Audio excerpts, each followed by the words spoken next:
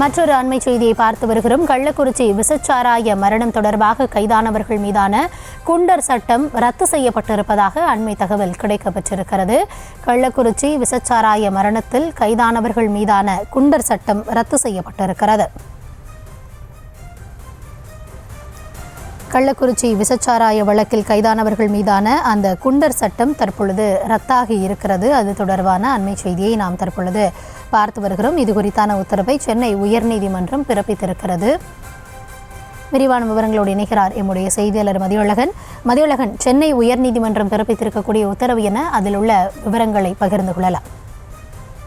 கள்ளக்குறிச்சி மாவட்டத்தில் விசச்சாராயம் அருந்தி 60க்கும் மேற்பட்டோர் உயிரிழந்தது தொடர்பாக கைது செய்யப்பட்ட 18 பேர் குண்டர் சட்டத்தில் அடைக்கப்பட்டனர். குண்டர் சட்டத்தில் அடைக்கப்பட்டதை ரத்து செய்யக்கோரி 18 பேர் சார்பிலும் சென்னை உயர்நீதிமன்றத்தில் மனுக்கள் தாக்கல் செய்யப்பட்டிருந்தன. இந்த மனுக்கள் நீதிபதிகள் S. M. Subramaniam, M. Jothiraman அமர்வில் விசாரணைக்கு வந்தது. அப்பொழுது மனுதாரர்கள் சார்பில் ஆஜரான வழக்கறிஞர்கள் காலதாமதமாக குண்டர் சட்டத்தில் அடைக்கப்பட்டதையும் ஆவணங்கள் தங்களுக்கு முறையாக வழங்கப்படவில்லை என்பதையும் முன்வைத்து குண்டர் சட்டத்தை ரத்து செய்ய வேண்டும் என வாதிட்டனர். இதனையடுத்து சம்பவம் தொடர்பாக கைது செய்யப்பட்டவர்கள் 6 மாதங்களுக்கு மேல் சிறையில் உள்ள நிலையில் இதற்கு மேலும் அவர்களை குண்டர் சட்டத்தில் சிறையில் வைத்திருப்பதில் என்ன தேவை இருக்கிறது என நீதிபதிகள் கேள்வி எழுப்பினர். கள்ளச்சாராய விற்பனை பல ஆண்டுகளாக நடைபெற்று வரும் நிலையில் மதுவிலக்கு துறை என்ன செய்து கொண்டிருக்கிறது, மதுவிலக்கு பிரிவு என்ன செய்து கொண்டிருக்கிறது என நீதிபதிகள் கேள்வி எழுப்பினர். மதுவிலக்கு போலீசார் பதிவு செய்யும் வழக்குகளில் பாதிக்கும் மேற்பட்டவை ஜோடிக்கப்பட்டவை எனவும் முதன்மையான குற்றவாளிகள் கைது செய்யப்படுவதில்லை எனவும் தெரிவித்தனர். கல்வராயன் மலைப்பகுதியில் கள்ளச்சாராயம் தயாரிப்பு மற்றும் விற்பனை பல ஆண்டுகளாக நடைபெற்று வருவதாக நீதிபதிகள் கூறினர். மதுவிலக்கு போலீசார் பல தவறுகளை செய்வதாகவும் அவ்வாறு தவறிழைக்கும் அதிகாரிகள் மீது என்ன நடவடிக்கை எடுக்கப்பட்டது என்பது குறித்து தெரியவில்லை எனவும் தெரிவித்தனர். இதற்கு பதிலளித்த அரசு தலைமை வழக்கறிஞர் பி. எஸ். ராமன், இந்த கள்ளச்சாராய சம்பவம் என்பது கள்ளக்குறிச்சியில் தயாரிக்கப்படவில்லை எனவும் மாதவரத்தில் இருந்து வந்ததாகவும் இதற்கும் கல்வராயன் மலைப்பகுதிக்கும் எந்த தொடர்பும் இல்லை என தெரிவித்தார். இந்த சம்பவம் தொடர்பான விசாரணை சிபிஐக்கு மாற்றப்பட்டுள்ள நிலையில் வழக்கின் ஆவணங்கள் இன்று அல்லது நாளை சிபிஐயிடம் ஒப்படைக்கப்படும் எனவும் கூறினார். 70 பேர் மரணம், 100க்கும் மேற்பட்டோருக்கு பாதிப்பு என 110 நாட்கள் அந்த கிராமமே அசாதாரண நிலையில் இருந்ததன் காரணமாகவே அனைவரும் குண்டர் சட்டத்தில் அடைக்கப்பட்டதாகவும் அரசு தலைமை வழக்கறிஞர் தெரிவித்தார். இதனையடுத்து மனுதாரர்கள் தரப்பு வாதங்களை ஏற்றுக்கொண்ட நீதிபதிகள் அனைவர் மீதான குண்டர் தடுப்பு சட்டத்தை ரத்து செய்து உத்தரவிட்டனர்.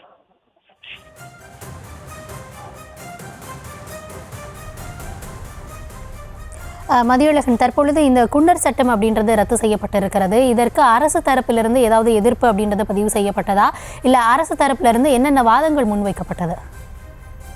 அரசு தரப்பை பொறுத்தவரை இந்த குண்டர் சட்டத்தை 18 பேர் மீதான குண்டர் சட்டத்தை ரத்து செய்வதற்கு கடுமையான எதிர்ப்பு தெரிவிக்கப்பட்டது. தமிழக அரசினுடைய தலைமை வழக்கறிஞரே நேரடியாக இந்த வழக்கில் ஆஜராகி தனது தரப்பு அரசு தரப்பு வாதங்களை முன்வைத்தார். அதாவது உயர்நீதிமன்றத்தை பொறுத்தவரை இவர்கள் அனைவரும் கைது செய்யப்பட்டு 6 மாதங்களுக்கு மேல் ஆகிவிட்டது. 6 மாதங்களுக்கு மேல் அவர்கள் சிறையில் இருக்கிறார்கள். அவர்களுக்கு இன்னும் ஜாமீனும் வழங்கப்படவில்லை. இந்த நிலையில் அவர்களை இன்னும் குண்டர் தடுப்பு சட்டத்தில் சிறையில் வைத்திருப்பதில் என்ன தேவை இருக்கிறது என்ற ஒரு கேள்வியை முன்வைத்தது. அதற்கு அரசு தரப்பை பொறுத்தவரை இவர்களால் ஒரு கிராமமே 110 நாட்களுக்கு மேல் மிகுந்த ஒரு பதற்றமான அசாதாரண சூழ்நிலையில் இருந்தது. அதாவது இந்த சம்பவம் தொடர்பாக 70 பேர் உயிரிழந்திருக்கிறார்கள். சுமார் 160 பேர் வரை கண் பாதிப்பு உள்ளிட்ட பல்வேறு உடல் உபாதைகளை சந்தித்திருக்கிறார்கள். அது மட்டும் இல்லாமல் 100 நாட்களுக்கு மேல் அந்த கிராமமே மிகப்பெரிய ஒரு அசாதாரண நிலையில் இருந்தது.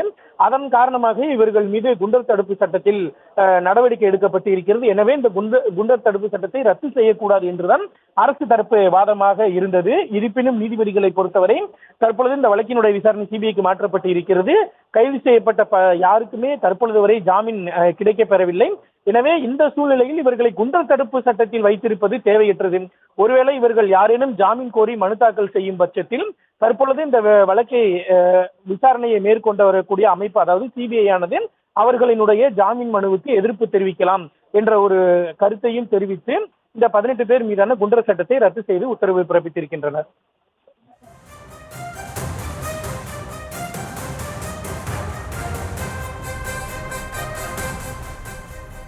வழக்கில் நீதிமன்றத்தின் உத்தரவு குறித்தான உங்களுடைய விரிவான விவரங்களுக்கு நன்றி மதியழகன்.